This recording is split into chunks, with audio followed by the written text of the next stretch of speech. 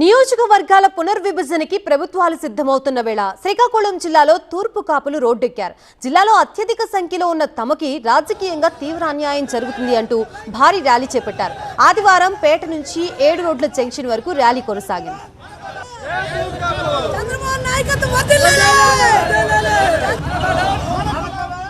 ఉమ్మడి శ్రీకాకుళం జిల్లాలో కాపులు అత్యధిక సంఖ్యలో ఉన్న నియోజకవర్గాల్ని ఎస్సీ ఎస్టీ రిజర్వ్డ్ స్థానాలకి కేటాయిస్తున్నారని ఆగ్రహం వ్యక్తం చేశారు.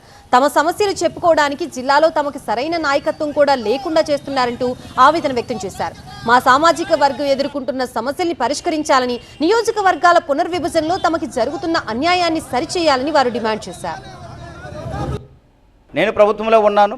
అయితే గతంలో మాకు 3 పాత శ్రీకాకుళం ఉమ్మడి జిల్లాగా ఉన్నప్పుడు 3 నుంచి 4 తూర్పు కాపు ఎమ్మెల్యే సీట్లు ఉండేవి.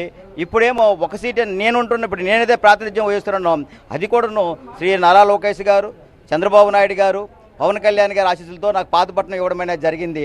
మళ్ళీ ఇంకో 2 పెంచాలని నేను కోరుకుంటున్నాను. ఎందుకంటారంటే ఒకప్పుడు ఉమ్మడి కుటుంబంలో 10 అసెంబ్లీ సీట్లలో 3 తూర్పు కాపుకు ఉండేవి. ఈ రోజేమో తక్కువ 1 ఉందన్నమాట. అక్కడ అతను కాపు, ఎలమాస్ ఉన్నారు, మా కాలింగులు ఉన్నారు, అందరూ ఉన్నారు.